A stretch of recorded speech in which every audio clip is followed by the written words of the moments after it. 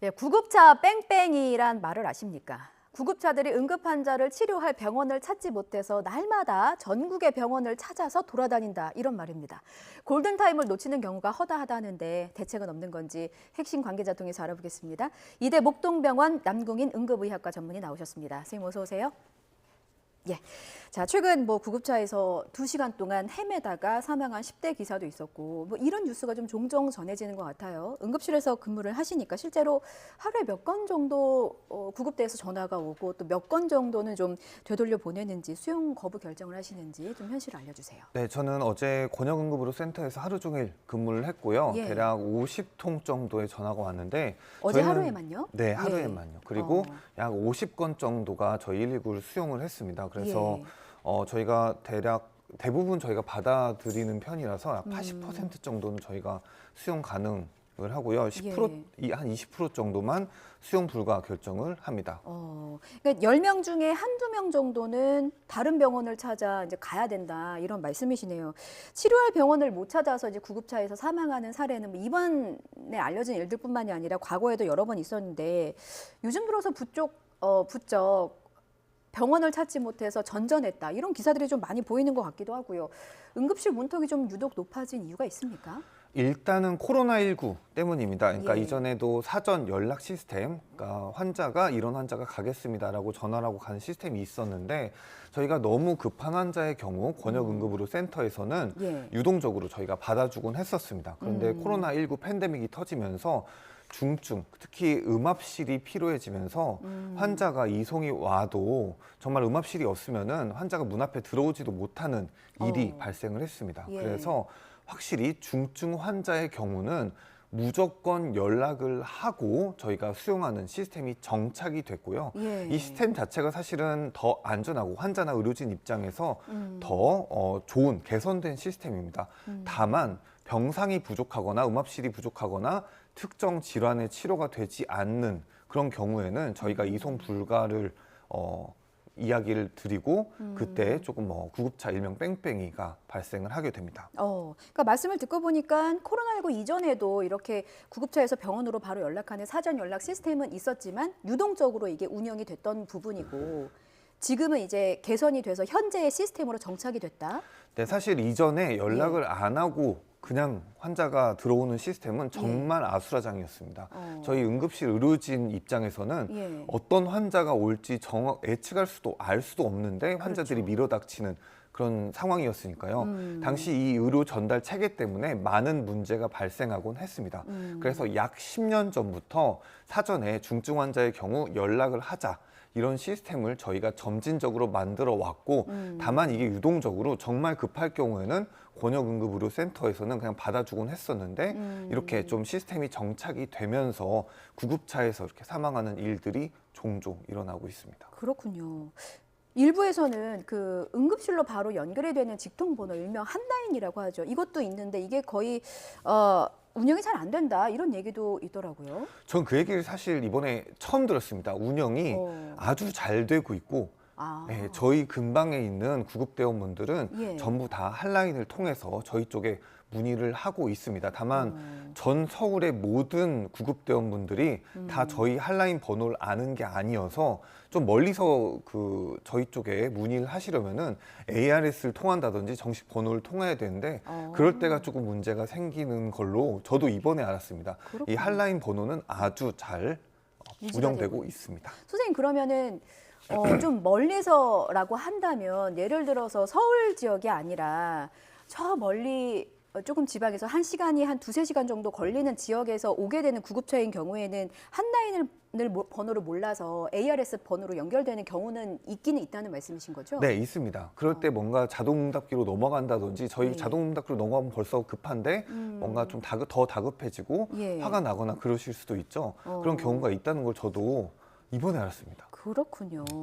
알겠습니다. 자, 응급실 관련 조사 결과를 좀 보겠습니다. 구급대가 환자를 다른 병원으로 재이송하는 주된 이유를 보면 의사나 응급실 병상이 부족해서라는 이유가 좀 많이 꼽혔더라고요. 그래서 병상을 좀 먼저 보면 이게 지역별로 차이는 있겠습니다만 전국에 한 400곳이 넘는 응급 의료센터가 있는 것으로 알고 있습니다. 근데 이게 부족하다는 뜻인 건가요?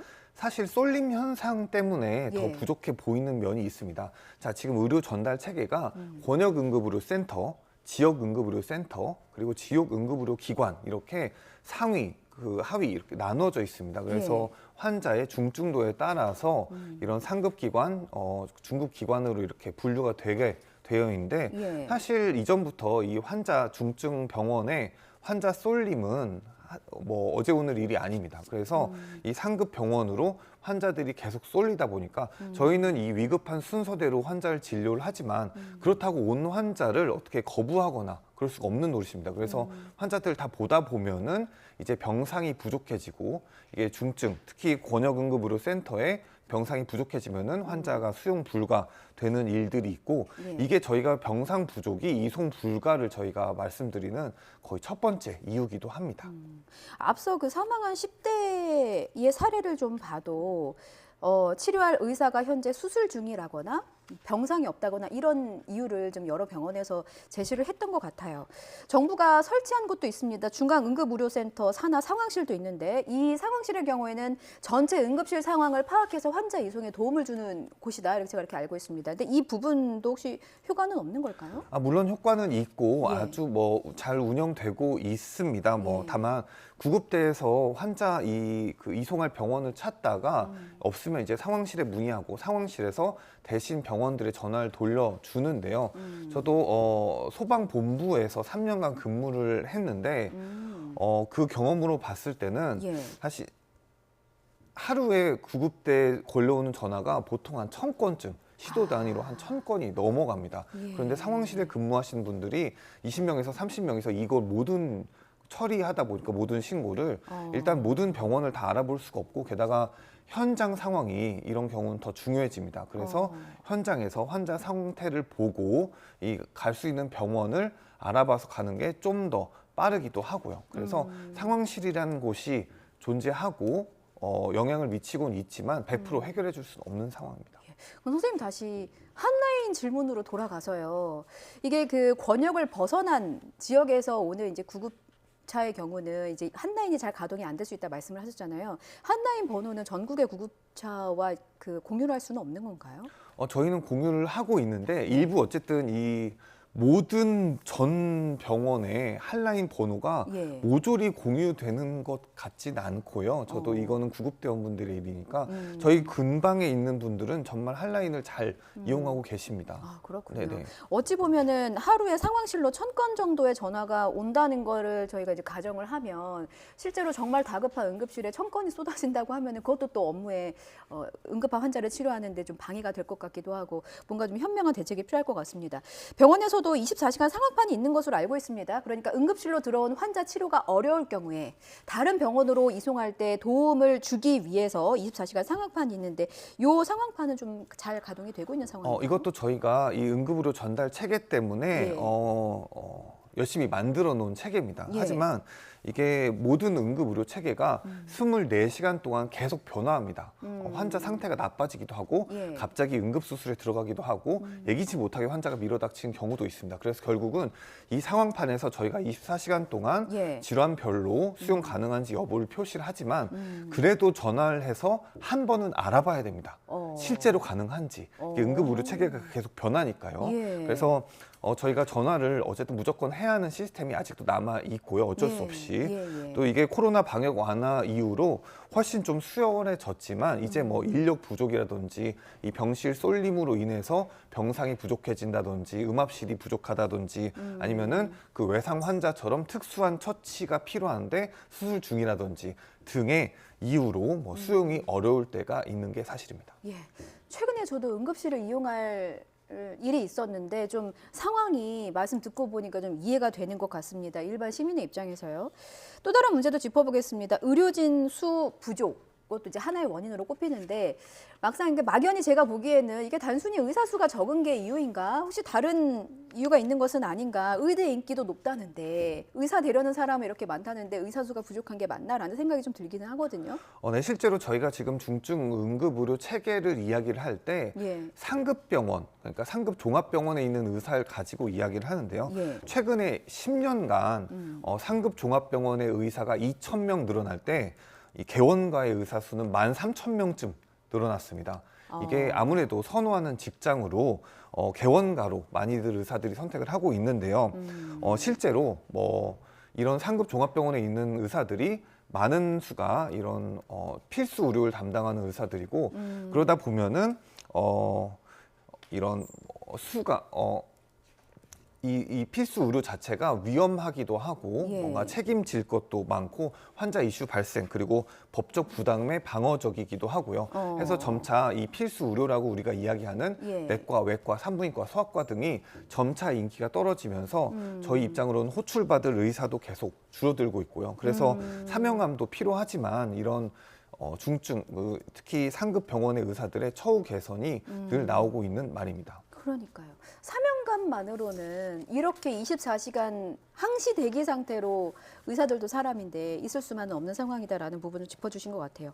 최근에 이제 소아 응급 환자 문제들이 이제 많이 언급이 되고 있고 최근엔 또 소아과 의사들이 폐업을 선언하기도 했습니다. 그러니까 지금 의사들의 처우 개선을 말씀하셨는데 혹시 의료 수가와도 연관된 문제입니까? 물론 의료 수가는 고질적인 문제입니다. 그래서 소아과의 경우 환자가 많아서 그나마 이걸 벌충을 하고 있었는데요. 코로나 이후로 그리고 소아 환자 자체가 줄다 보니까 환자 수 자체가 줄어서 개원이 불가능하거나 이런 소아과 인기가 확 떨어졌고요. 근데 소아과는 아주 필수 의료이기 때문에 사실은 정책적인 지원이 필요한데 이 정책적인 지원이 못 따라가고 있어서 그런 소아 중증 환자가 특히 이렇게 떠도는 상황까지 발생하고 있습니다. 그렇군요. 정부가 4차 응급의료 기본계획을 발표했습니다. 그러니까 그 응급의료기관을 또 구분을 하고 의사들의 처우를 개선하겠다라고 하는 게 이제 정부의 발표 내용인데 좀 나아질지 실제로 이제 그 현장에서 가장 필요한 대책이 있다면 어떤 게 있는지 방송 통해서 한번 말씀해 주세요. 사실은 이게 4차 응급의료 기본 계획인데 1차, 2차, 3차에서도 늘 비슷한 언급이 있습니다. 늘 이 의료 전달 체계를 저희가 확립을 하고 또 의료진 처우 개선을 하겠다 이런 목표인데 아직도 지금 이 일명 뺑뺑이를 돌고 있는 상황이 있고 또 필수 의료는 갈수록 사람이 없고 사람의 생명을 다루는 전공은 늘 인기가 없습니다. 그래서 개선이 분명히 있어야겠지만 실효성 있는 대책이 더 필요할 걸로 저희는 생각을 합니다. 알겠습니다. 자, 선생님 끝으로요. 뭐 병상도 있어야 하고 이 병을 잘 아는 관련 전공의들도 있어야 하고 그래야 이제 환자를 병원이 받을 수 있다는 점은 이제 이해를 하긴 했습니다.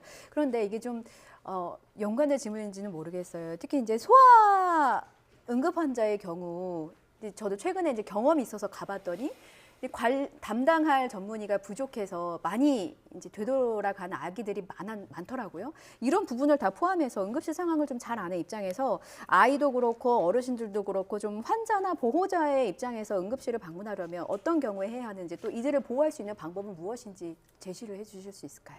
사실 기본적으로 저희 응급의료는 국민을 위한 정말 필수 의료라서 저희 의료진도 많은 고민을 하고 정책 시스템 면에서 많은 노력을 하고 있고 실제로 좀 체감상 나아진 부분도 있습니다. 다만 지금 이 응급의료 체계를 전달 체계를 확립하기 위한 어떤 진통 과정 같은 거라서요.